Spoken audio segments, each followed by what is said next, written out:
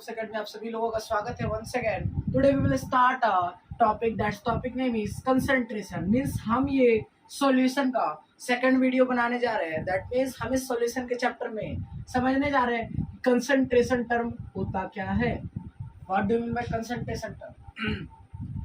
तो मेरे friend, concentration term का मतलब क्या है?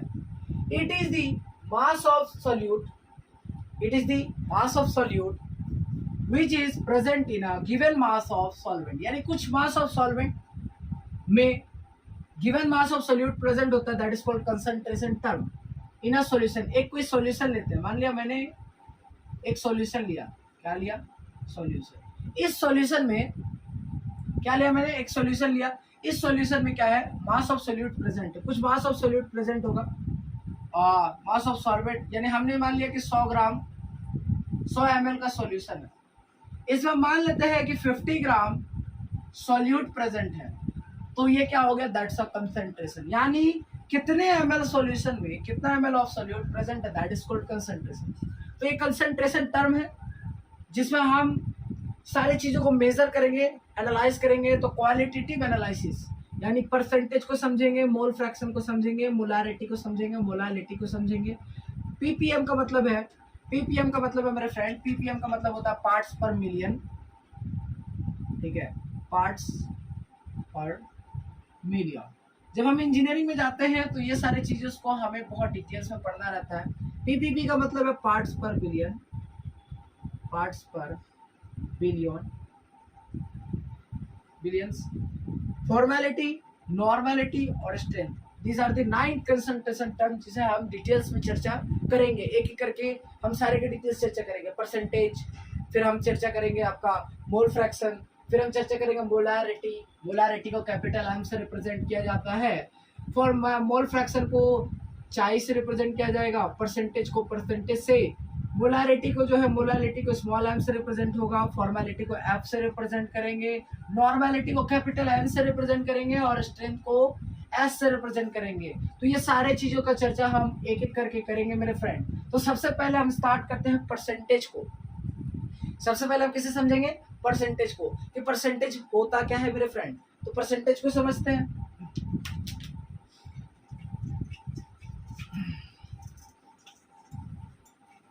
तो मेरे फ्रेंड, परसेंटेज को समझने के लिए हम समझेंगे कि परसेंटेज, तो परसेंटेज में बहुत सारा परसेंटेज आएगा, तो हम एक एक करके सारे परसेंटेज को समझने की कोशिश करेंगे।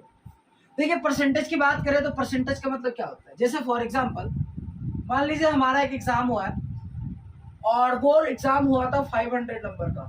कितने नंबर का हुआ था? 500 नंबर का। और मैंने उस एग्जाम में नंबर लाया 300। क्या लाया? 300 नंबर लाया।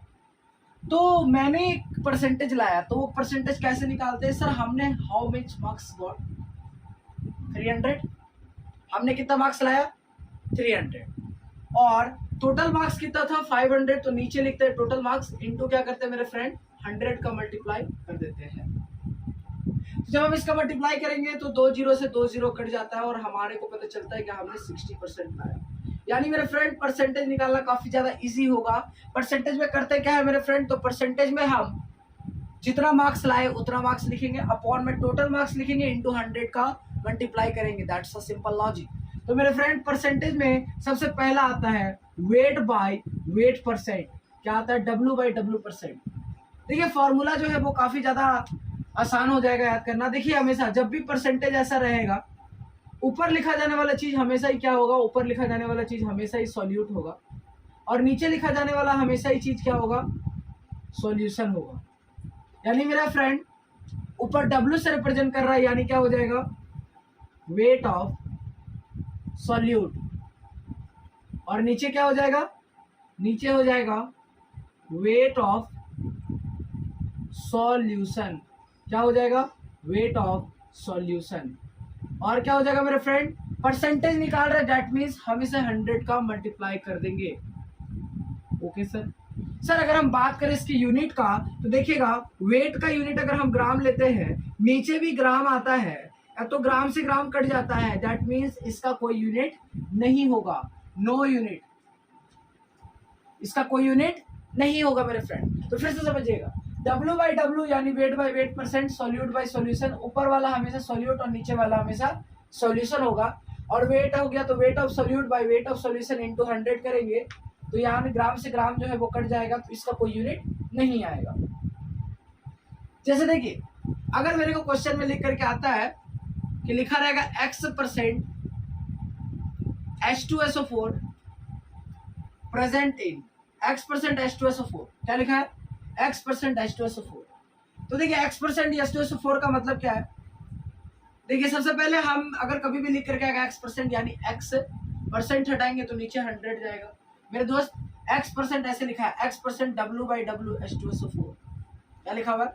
X% W/W H2SO4। मेरे दोस्त समझिएगा, W/W लिखा है यानी X भी W होगा, यानी वेट ऑफ सॉल्यूट होगा, और नीचे भी W है यानी वेट ऑफ सॉल्यूशन होगा। तो मेरे फ्रेंड, हम क्या कहना चाह रहे हैं कि देखिए ऊपर वाले का मतलब हो गया X gram of solute, X gram of solute present in, नीचे क्या लिखा हुआ 100 यानी क्या हो जाएगा 100 gram of solution, 100 gram of solution. यानी मेरे फ्रेंड, अगर कहीं पर ऐसे लिख करके आता है, कहीं पर ऐसे लिख करके आता है 25% HNO3, 25% weight by weight HNO3, अगर कहीं पर लिखा हुआ आता है सवाल में, ऐसा कहीं लिखा हुआ आ जाता है। हाँ, तो मैं क्या कह रहा था, मैं कह रहा था कि देखिए 25% HNO3 लिखा हुआ है, 25% वेट बाय वेट HNO3 लिखा हुआ है। दैट मीन्स मेरे स्टूडेंट, इसका मतलब है कि 25% वेट बाय वेट HNO3 का क्या मतलब है? 25% वेट बाय वेट HNO3 का मतलब है 25 डिवाइडेड बाय क्या करेंगे मेरे स्टूडेंट? डिवाइडेड बाय 100 करेंगे। क्यों? क्योंकि परसेंटेज को जब हटाते हैं तो उसके नीचे 100 आ जाएगा। यानी मेरे फ्रेंड, ऊपर वाला जो हो जाएगा वो हो जाएगा वेट ऑफ सॉल्यूट, और नीचे वाला क्या हो जाएगा? नीचे वाला हो जाएगा वेट ऑफ सॉल्यूशन। तो इसका मतलब क्या है? इसका मतलब है कि हर 100 ml के सॉल्यूशन में, ध्यान से सुनिएगा, हर 100 ml के सॉल्यूशन में 25 ml जो है वो सॉल्यूट प्रेजेंट है, यानी 25 ग्राम ऑफ HNO3। क्या है? HNO3 क्या है? सॉल्यूट है। 25 ग्राम of HNO3 present in 100 gram of solution, 100 gram of solution, यानी हर 100 ग्राम के सॉल्यूशन में 25 ग्राम जो होगा वो HNO3 प्रेजेंट होगा। अगर कहीं पर भी लिख करके आता है, लेट अस सपोज, अगर आप अब मेरे को कमेंट सेक्शन में बताइएगा, आपको मैं एक क्वेश्चन दे रहा हूँ, कमेंट सेक्शन में क्या बताना है? बताना ये है कि बताइए, यहाँ पर लिख देते हैं 60% HCl present in 60% weight by weight HCl। इसका मतलब क्या है? 60% वेट बाय वेट HCl का मतलब क्या है? आप कमेंट सेक्शन में नीचे जरूर बता के जाइएगा कि 60% वेट बाय वेट HCl का मतलब क्या है। ठीक है, आगे बढ़ता हूं। कुछ सवालों को करेंगे इस पर डिस्कशन। यहां तक नोट करिए वीडियो को पॉज करके।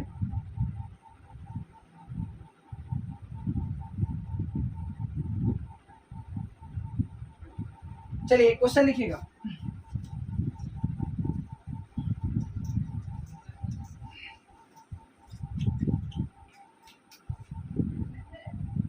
If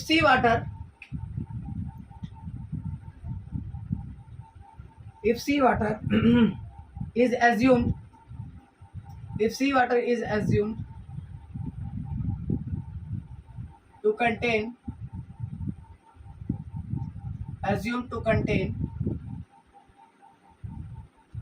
40 gram of salt, 40 gram of salt per 200 gram of sea water, then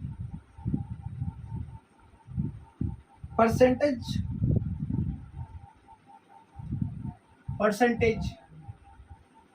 by mass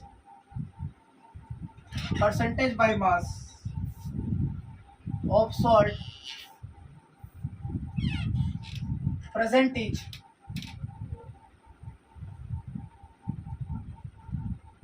ठीक है। इस सवाल को कैसे करेंगे समझिएगा। इस सवाल में बोल रहा है कि if sea water is assumed, if sea water को एज्यूम किया गया to contain 40 gram of salt, यानी एक सी समुद्र का पानी है। एक सेकंड में इंक डाल दो थोड़ा सा। तो क्या बोल रहा है, बोल रहा है कि सी वाटर है जिसको हम एज्यूम करते हैं कि उसमें 40 ग्राम क्या होगा, 40 ग्राम सॉल्ट होगा। अगर हम सी वाटर का वैल्यू जो ले, यानी हमने सी वाटर लिया 200 ग्राम सी वाटर है, 200 ग्राम सी वाटर है, ठीक है।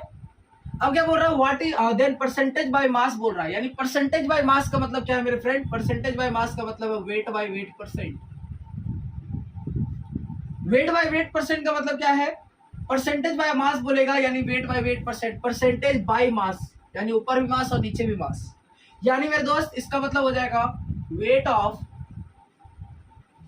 Solute by weight of solution into क्या हो जाएगा, इनटू हो जाएगा 100।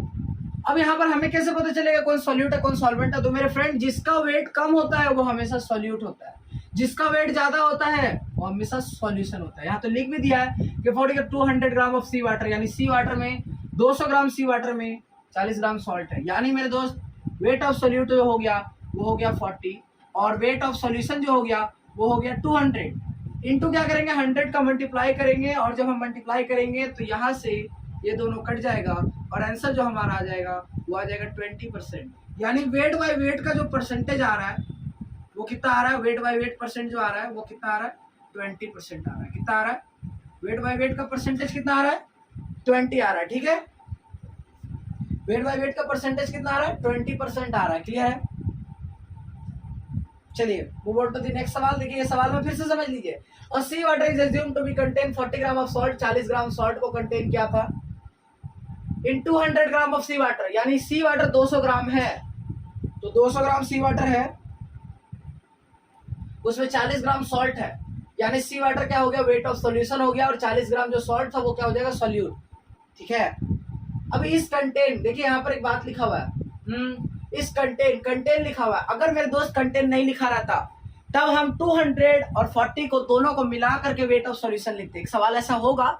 लेकिन इस कंटेन यानी इसमें कंटेन कर रहा है, यानी ये जो 200 ग्राम का पानी है इसी में क्या कंटेन कर रहा है, 40 ग्राम सॉल्ट कंटेन कर रहा है, यानी ये जो पानी का वेट दिया हुआ ये पानी ही सॉल्यूशन होगा, क्योंकि किसी के अंदर कोई चीज कंटेन करता है यानी वो जो वेट है वो वेट होगा सॉल्यूशन का, ठीक है। चलिए move on to the next सवाल। नेक्स्ट सवालों पे चलते हैं, वीडियो को पॉज कर करके नोट करते जाइएगा।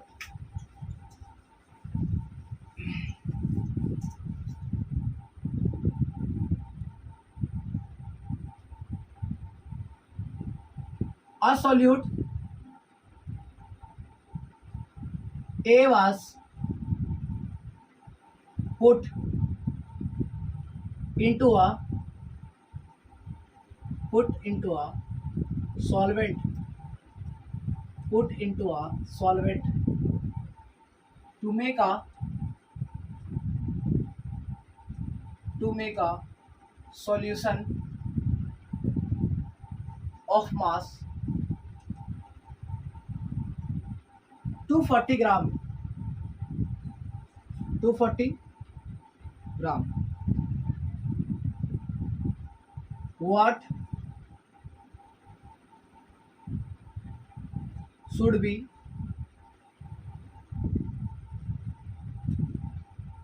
the mass of A? What should be the mass of A so that its mass percent in solution is 40।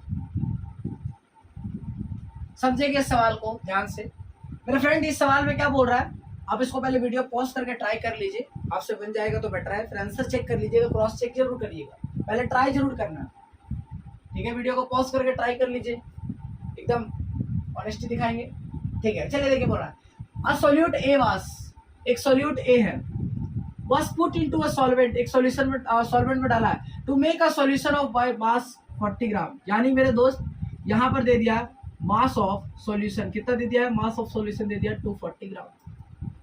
ठीक है, ये क्या हो गया, मास ऑफ सॉल्यूशन हो गया। यानी सॉल्यूट और सॉल्वेंट को मिलाया तो 240 ग्राम का सॉल्यूशन बन रहा है। देखिए फिर से बोला, ए सॉल्यूट क्या है, सॉल्यूट ए है, और सॉल्वेंट क्या होगा, सॉल्वेंट को हम बी मान लेते हैं। जब ए और बी को मिलाते हैं, कंबाइन करते हैं, तब एक 240 ग्राम का सॉल्यूशन रेडी होता है। What should be the mass of a, यानी ए का मास क्या होगा, so that the mass percent is equal to 40। मेरा स्टूडेंट, जो क्वेश्चन में गिवन होगा सबसे पहले उससे लिखेंगे। मास परसेंट कितना दिया हुआ है, मास परसेंट दिया हुआ 40, यानी मेरा फ्रेंड इसका फॉर्मूला हो जाएगा mass of solute by mass of solution into क्या हो जाएगा मेरे फ्रेंड, इनटू हो जाएगा 100 बराबर क्या लिखेंगे 40। क्योंकि देखिए मास परसेंट का फॉर्मूला ये हो रहा है और वो दिया कितना है 40। तो मेरे फ्रेंड अब हमें यह है, अब हम सोच रहे हैं कि क्या निकालना है, हमें निकालना है मास ऑफ, देखिए हमें निकालना क्या, what should be the mass of a, यानी मास ऑफ ए यानी मास ऑफ सॉल्यूट फाइंड करने बोल रहा है। तो इस फॉर्मूला में देखेंगे तो मास ऑफ सॉल्यूट यहां से निकल सकता है, बाकी सबको उधर भेज देंगे। तो यानी मेरे फ्रेंड हम लिख सकते हैं मास of solute by mass of solution. देखिएगा, समझिएगा फिर से, एक सेकेंड देखिएगा, मैं क्या कर रहा हूं, इस 100 को उधर भेज रहा हूं, तो 100 को भेजूंगा तो क्या हो जाएगा, mass of solute by mass of solution is equal to क्या हो जाएगा मेरे फ्रेंड 40/100।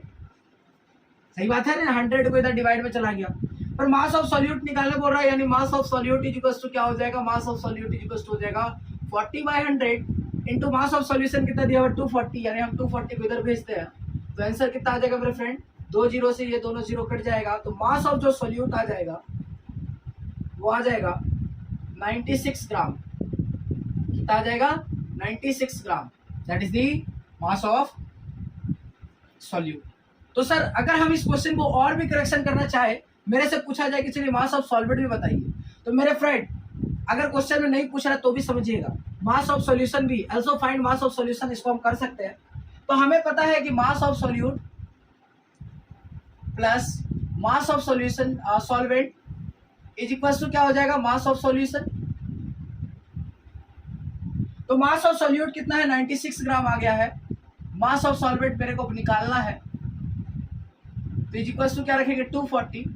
तो यहाँ से मास ऑफ सॉल्वेंट जो आ जाएगा वो आ जाएगा 240 माइनस 96, दैट इज आंसर जो आ जाएगा हमारा वो यहाँ पर आ जाएगा, कितना आ जाएगा 144 नहीं 104। ठीक है, 104 नहीं आएगा, 4 आ जाएगा और यहाँ पर आ जाएगा आपका कितना हो जाएगा 144 ग्राम आ जाएगा, that's the mass of solvent. लेकिन क्वेश्चन में बोल नहीं रहा था, क्वेश्चन में सिर्फ मास ऑफ सॉल्यूट निकालने बोल रहा था, लेकिन हमने एक स्टेप आगे कर लिया कि मास ऑफ सॉल्वेंट। तो लॉजिक क्या है कि mass of solute mass of solvent जो होता है वो मास ऑफ सॉल्यूशन के बराबर होता है, दैट्स द बेसिक आइडिया। ठीक है स्टूडेंट्स, चलिए नेक्स्ट सवाल पे चलते हैं।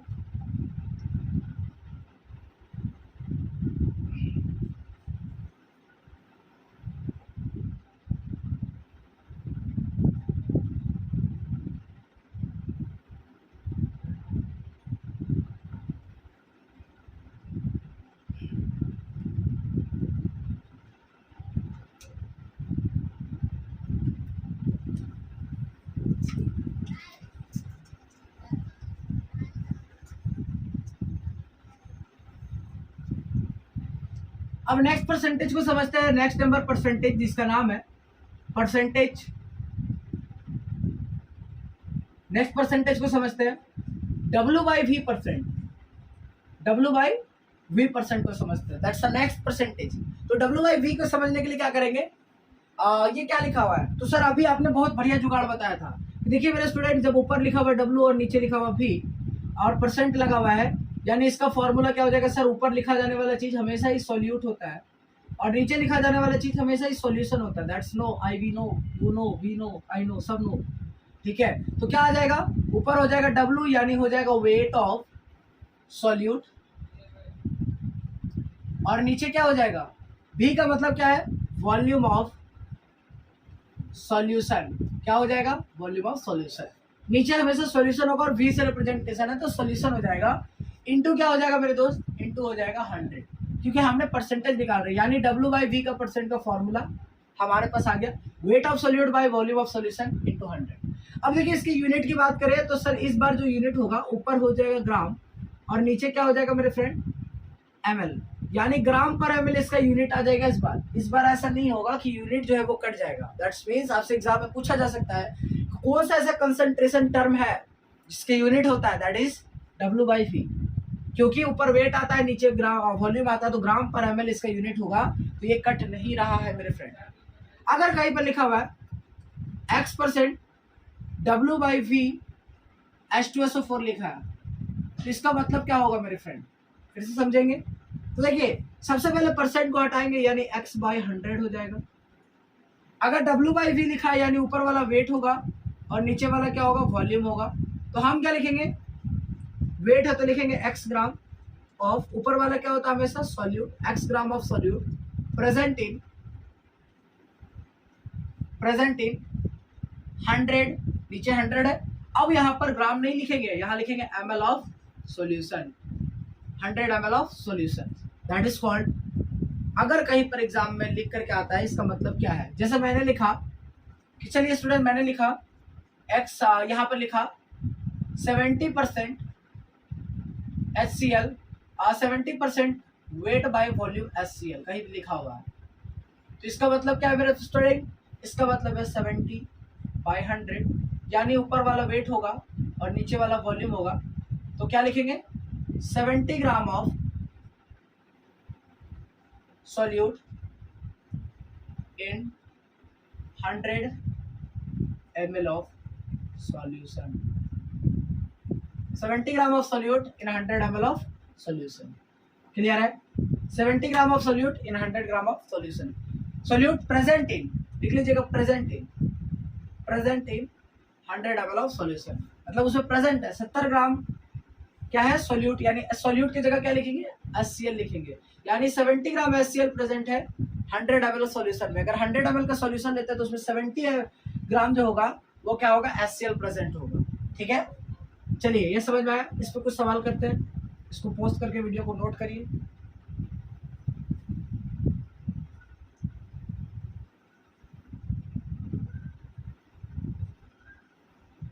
हो गया नोट, चलिए सवाल लिखिए।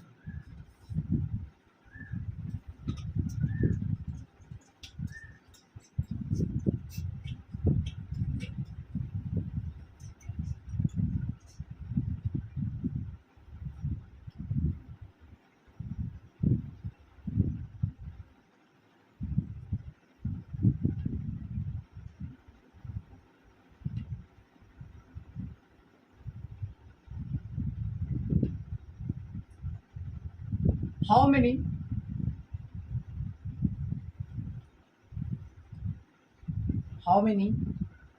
grams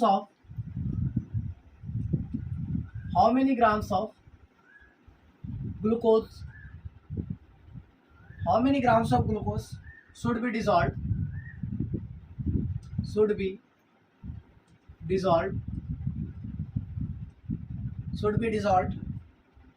to make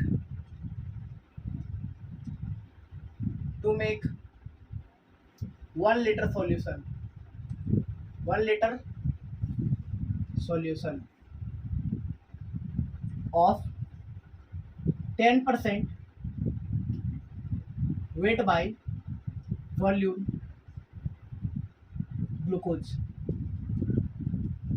इस सवाल को वीडियो को पॉज करके पहले एक बार आप ट्राई जरूर करेंगे।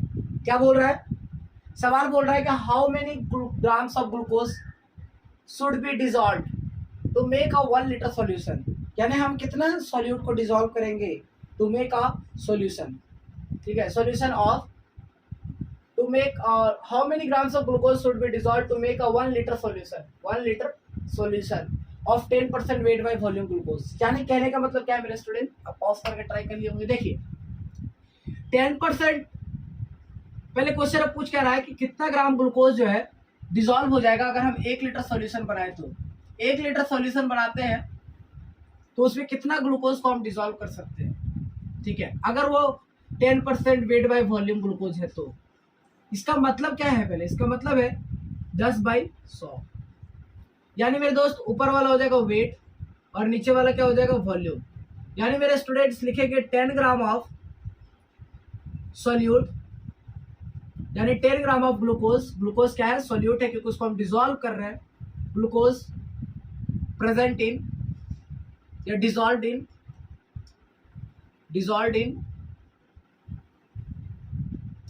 100 ml सॉल्यूशन। यानी सॉल्यूशन अगर 100 ml का है तो उसमें कितना ml ग्लूकोज डिसॉल्व हो सकता है, 10 ग्राम। यानी हर 10 ग्राम में, हर 100 ग्राम के सॉल्यूशन में, 100 ml के सॉल्यूशन में 10 ग्राम जो होगा वो डिसॉल्व होगा। ठीक है, यानी हर 100 अगर हम 100 ml का सॉल्यूशन बनाते हैं मेरे दोस्त, 100 ml का सॉल्यूशन बनाते हैं, जैसे हमने यहाँ बनाया 100 ml का, तो इसमें कितना है, 10 ग्राम ग्लूकोज होगा। इसी तरह 100 ml का बनाया तो 10 ग्राम ग्लूकोज होगा। तो टोटल कितने ml का सॉल्यूशन हमें बनाना है ये पता करते हैं। तो 1 लीटर में कितना ml होता है, 1 लीटर इज इक्वल टू होता है 1000 ml। यानी मेरा फ्रेंड हमें 1000 ml का सॉल्यूशन बनाना और उसमें बताना है कितना ग्लूकोज होगा। 1000 ml का सॉल्यूशन बनाकर उसमें पता करना है कितना ग्लूकोज होगा। तो क्या करेंगे स्टूडेंट, हर 100 ml के सॉल्यूशन में 10 ग्राम ग्लूकोज है, तो इस तरह करते करते 100 है, इसको हम कितना 1000 कैसे बना सकते हैं। अगर 100 को हम 1000 कैसे बना सकते हैं, सिमिलर 10 से मल्टीप्लाई करके। अगर ऐसे पता करें तो ऐसे भी नहीं, यूनिटरी मेथड लगाते हैं तो क्या बताता है कि देखिए मेरे स्टूडेंट, अगर हम 1 ml का सॉल्यूशन बनाते हैं तो उसमें कितना आ जाएगा, 10/100 ग्राम हो जाएगा। 1 ml सॉल्यूशन बनाएंगे तो 10/100 ग्राम हो जाएगा। अगर हम 1000 ml बनाएंगे तो क्या हो जाएगा, 10/100 इंटू 1000। यानी मेरे स्टूडेंट्स यहाँ से 2 जीरो से ये 2 जीरो कटेगा, आंसर आ जाएगा 100।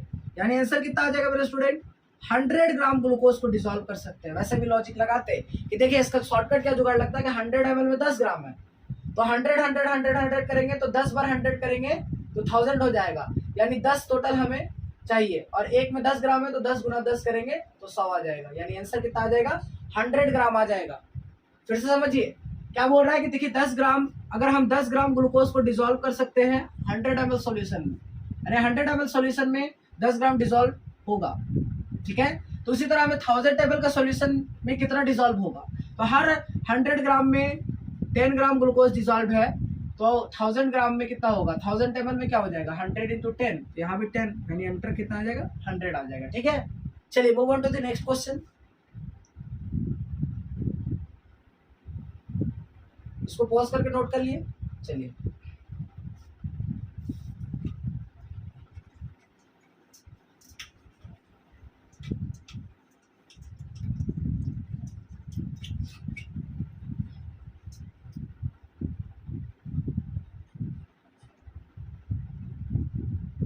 what should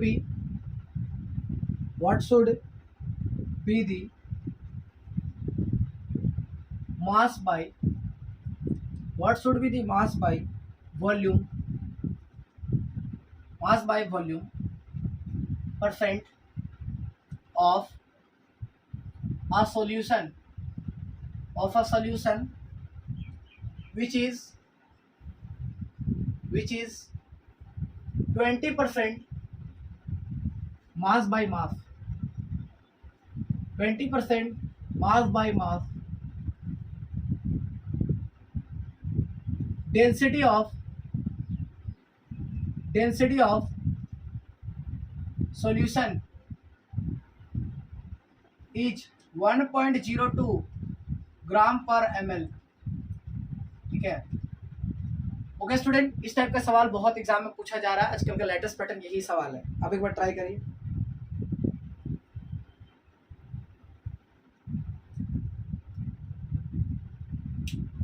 हो गया ट्राई। चलिए देखिए क्या बोल रहा है, what should be the mass by volume percent of a solution that is 20% mass by mass.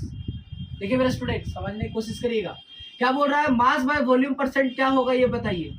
Mass by volume percent होगा क्या, ये निकालना है, फाइंड करना है। अगर मास बाय मास जो है, यानी मास बाय मास यानी वेट बाय वेट परसेंट जो दिया हुआ है, वो वेट बाय वेट परसेंट जो दिया हुआ है वो दिया हुआ है तुम्हारा 20%। मेरे स्टूडेंट दोनों में कॉमन क्या है, दोनों में अगर हम कॉमन करें तो देखिए सर दोनों में नीचे वाला जो पोर्शन है वो कॉमन नहीं है। यहाँ वॉल्यूम है फॉर्मूला लिखिएगा, मास ऑफ सॉल्यूट और वॉल्यूम ऑफ सॉल्यूशन इनटू क्या हो जाएगा 100, और यहाँ पर W/W का मतलब क्या है, weight of solute by weight of solution into 100। दोनों फार्मूला में कॉमन क्या है मेरे स्टूडेंट, देखिए ये दोनों ही केस जो हो रहा है ये एक ही में हो रहा है, ध्यान से समझिए कि दोनों केस एक ही में हो रहा है। तो दैट मीन्स कहने का क्या मतलब है, कहने का मतलब है कि इसमें ये दोनों चीज में कुछ ना कुछ तो कॉमन होगा ना। तो देखिए जो दिया हुआ है मास बाय मास, वही वाला जो यूज कर रहे हैं मास बाय वॉल्यूम में, यानी मेरे स्टूडेंट दोनों फॉर्मूला में 20% वेट मास ऑफ सॉल्यूट जो होगा वो दोनों में कॉमन होगा। तो सर 20% वेट बाय वेट का मतलब क्या है, इसका मतलब है 20/100। इसका मतलब क्या है, अभी हमने बताया था कि 20% वेट बाय वेट का मतलब है 20 ग्राम सॉल्यूट होगा, ये सॉल्यूट है, और ये क्या है 100 ग्राम, नीचे W है तो 100 ग्राम सॉल्यूशन है। यानी मेरे फ्रेंड हमें वेट ऑफ सॉल्यूट पता चल गया। वेट ऑफ सॉल्यूट कितना हो गया वो यहाँ पुट कर सकते हैं, that is 20। Mass of solute कितना हो गया 20, इनटू क्या करेंगे मेरे स्टूडेंट, इनटू करेंगे 100, लेकिन divided by volume of solution चाहिए, यहाँ मास ऑफ सॉल्यूशन है। तो मेरे स्टूडेंट आप एक बात नोट कर लीजिएगा कि जब जब क्वेश्चन में डेंसिटी दिया रहता है यानी वो क्वेश्चन को आसान कर रहा है। डेंसिटी दिया है यानी डेंसिटी इज इक्वल टू क्या होता है, मास अपॉन वॉल्यूम। अगर डेंसिटी ऑफ सॉल्यूशन दिया हुआ है, अगर क्वेश्चन में जब भी डेंसिटी ऑफ सॉल्यूशन दिया है तो इक्वल टू होता है मास ऑफ सॉल्यूशन अपॉन में होगा वॉल्यूम ऑफ सॉल्यूशन। यहाँ से स्टूडेंट जब हम वॉल्यूम ऑफ सॉल्यूशन निकालना चाहेंगे तो वॉल्यूम ऑफ सॉल्यूशन क्या आ जाएगा, इज इक्वल टू आ जाएगा मास ऑफ सॉल्यूशन अपॉन में क्या हो जाएगा, डेंसिटी ऑफ सॉल्यूशन। और क्वेश्चन में हम क्या करेंगे, ये सारी चीजें को ना हम डायरेक्ट यहाँ पुट कर देते हैं। तो हो क्या जाएगा समझिएगा, कोशिश करिएगा। मास ऑफ सॉल्यूशन कितना दिया हुआ है, तो क्वेश्चन में मास ऑफ सॉल्यूशन 100 दिया हुआ है, तो हम यहाँ डायरेक्ट 100 पुट करेंगे, डिवाइड करेंगे density of solution that is 1.02 मेरे स्टूडेंट। तो यह 100 से यह 100 जो है वो कट जाएगा और यहाँ से पॉइंट हटाएंगे तो यहाँ पर 100 आएगा, और ये जो 102 है ये ऊपर चला जाएगा। तो इसका जो रिजल्ट आएगा, ध्यान से देखिएगा, इसका जो रिजल्ट आएगा वो क्या आएगा, 20 अपॉन में 100 इंटू हो जाएगा 102, और यहाँ से हम जब इसको मल्टीप्लाई करेंगे तो यह आ जाएगा 2040 divided by 100, that is called, हम बोल सकते हैं 20.4%। कितना आ जाएगा, 20.4%। ठीक है, फिर से समझिएगा, क्वेश्चन में जब भी मास बाय वॉल्यूम परसेंट दिया होगा यानी मास ऑफ सॉल्यूट, देखिए क्वेश्चन में कहते हैं what should be the mass by volume percent, जो कि हमें फाइंड करने बोला जा रहा है। विच शुड बी चीज 20% मास बाय मास, यानी 20% मास बाय मास का मतलब क्या है, 20 gram of solute present in 100 gram of solution. तो हमने क्या किया देखिएगा, हमें ये पता चल गया कि सॉल्यूट का वेट कितना है और सॉल्यूशन का वेट कितना है। अब दोनों ही फॉर्मूला में मास ऑफ सॉल्यूट जो होगा वो कॉमन होगा, यानी हमने यहाँ से मास ऑफ सॉल्यूट 20 पुट कर दिया, लेकिन मेरे स्टूडेंट यहाँ पर मास ऑफ सॉल्यूशन दिया है और हमें वॉल्यूम ऑफ सॉल्यूशन पुट करना है। तो डेंसिटी दिया हुआ है क्वेश्चन में, जब जब क्वेश्चन में डेंसिटी दिया होगा यानी density of solution is equal to mass of solution upon volume of solution करेंगे। तो डेंसिटी यहाँ से जब हम क्रॉस मल्टीप्लाई करेंगे तो वॉल्यूम ऑफ सॉल्यूशन हमें फाइंड करना है, क्योंकि ये गिवन नहीं है और हमें फर्स्ट फॉर्मूला में पुट करना पड़ेगा। तो volume of solution is equal to mass of solution upon density of solution, और ये जो रिजल्ट है वो हमने यहाँ पुट किया। तो यहाँ पुट करने पर जो अपना आंसर आ रहा है वो आ रहा है 20.4%, जो कि आपका भी आंसर आ रहा होगा। चलिए स्टूडेंट, इसको पॉज करके वीडियो को नोट करिए और नेक्स्ट सवाल पे मैं चलता हूँ।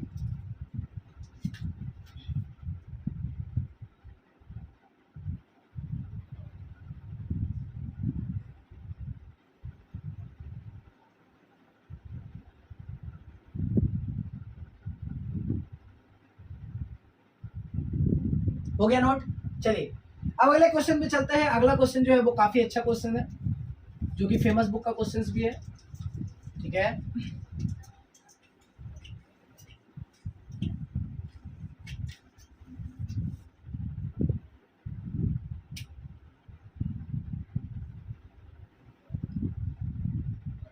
कंसंट्रेटेड, देखिएगा, concentrated nitric acid,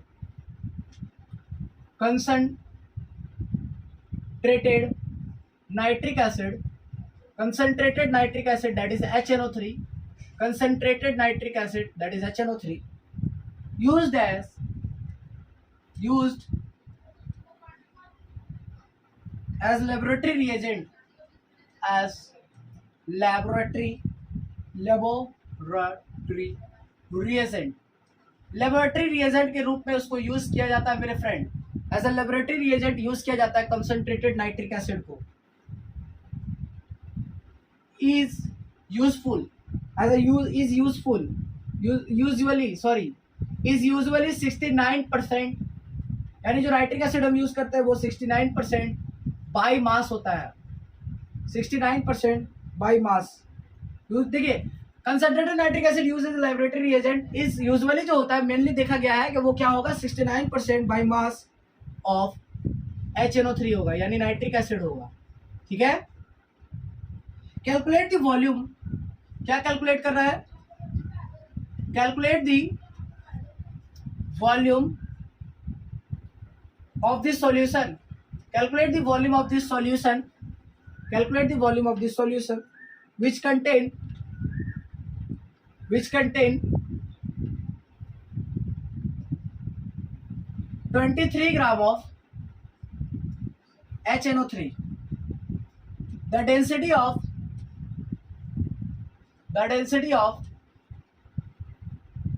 HNO3 acid is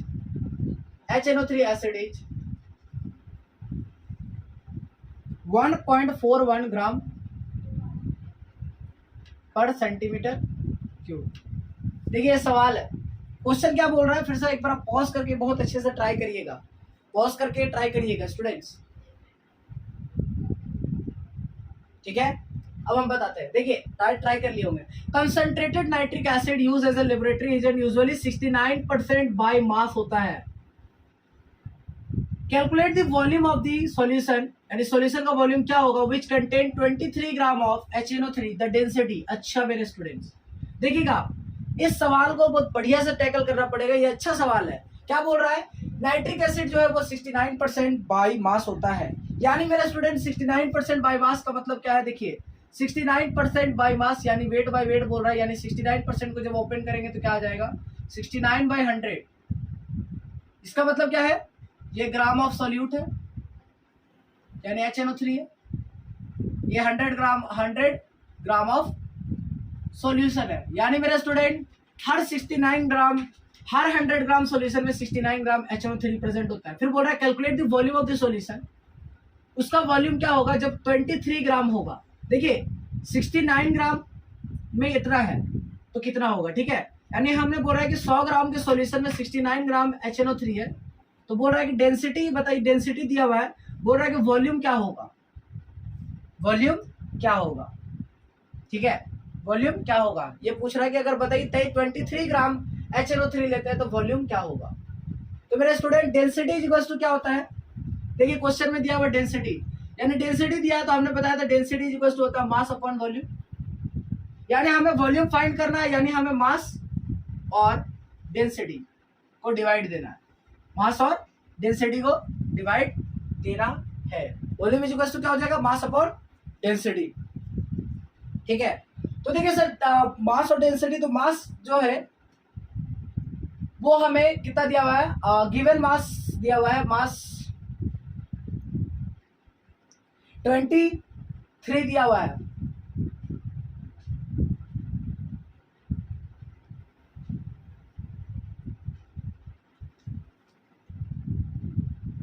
तो देखिएगा स्टूडेंट, समझने की कोशिश करिएगा, यहां पर हम क्या बोल रहे हैं, हम यहां पर बोल रहे हैं, देखिए हमने सीखा कि देखिए 69 ग्राम होगा, 100 ग्राम सॉल्यूशन में 69 ग्राम होगा।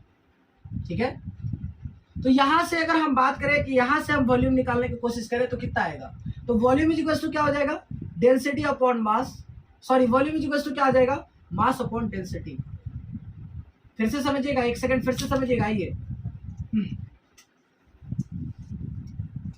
वो क्या बोल रहा है सवाल में, समझने की कोशिश कर रहा है। वो बोल रहा है कि देखिए 69% का मतलब क्या है, 69 ग्राम जो होगा वो हर 100 ग्राम के सॉल्यूशन में 69 ग्राम जो होगा वो नाइट्रिक एसिड होगा। तो वो मेरे से पूछ रहा है कि बताइए सबसे पहले हम इतने में कितना वॉल्यूम होगा वो चेक करते हैं, उतने में जो वॉल्यूम होगा वो इसमें भी वॉल्यूम जो होगा वो हम निकाल सकते हैं यूनिटरी मेथड लगा के, तो इतने में कितना वॉल्यूम होगा। तो देखिए हमें क्या पता है, डेंसिटी इज इक्वल टू क्या होता है, density of solution is equal to होता है मास ऑफ सॉल्यूशन अपॉन में होता है वॉल्यूम ऑफ सॉल्यूशन। यानी volume of solution is equal to क्या हो जाएगा मेरे दोस्त, volume of solution is equal to हो जाएगा mass upon solution upon density of solution. और अगर हम बात करें मास ऑफ सॉल्यूशन कितना है, 100 ग्राम है।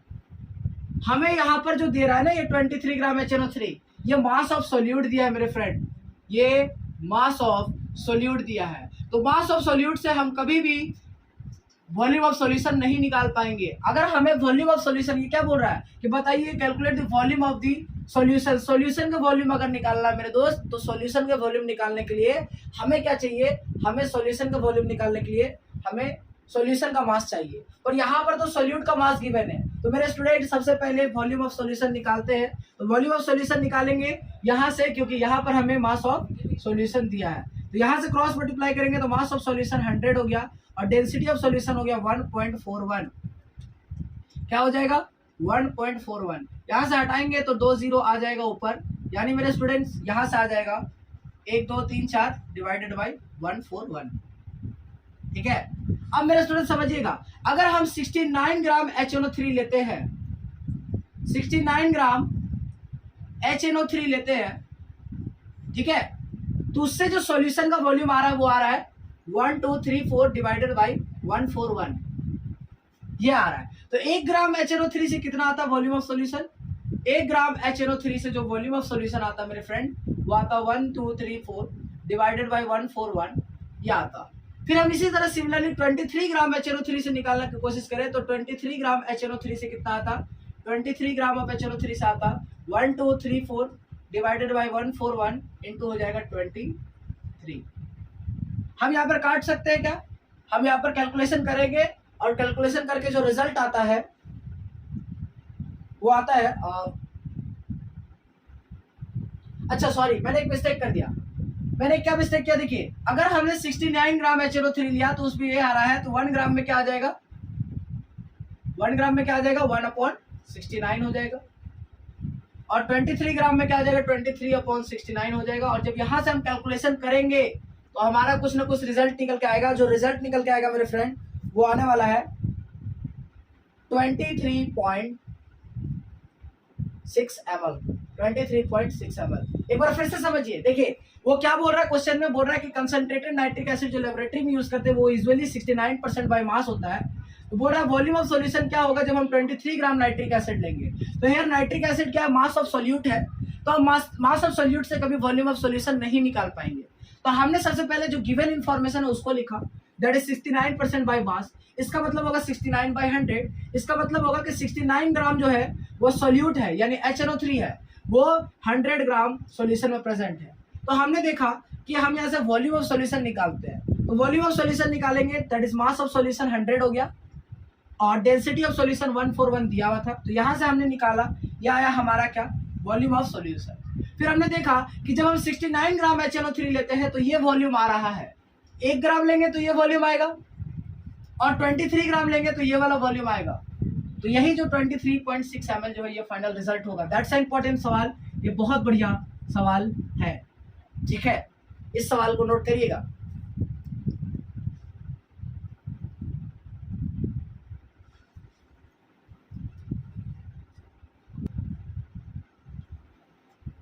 तो स्टूडेंट्स इस वीडियो में इतना ही, अब मिलेंगे नेक्स्ट वीडियो में, तब तक के लिए पढ़ाई करते रहें।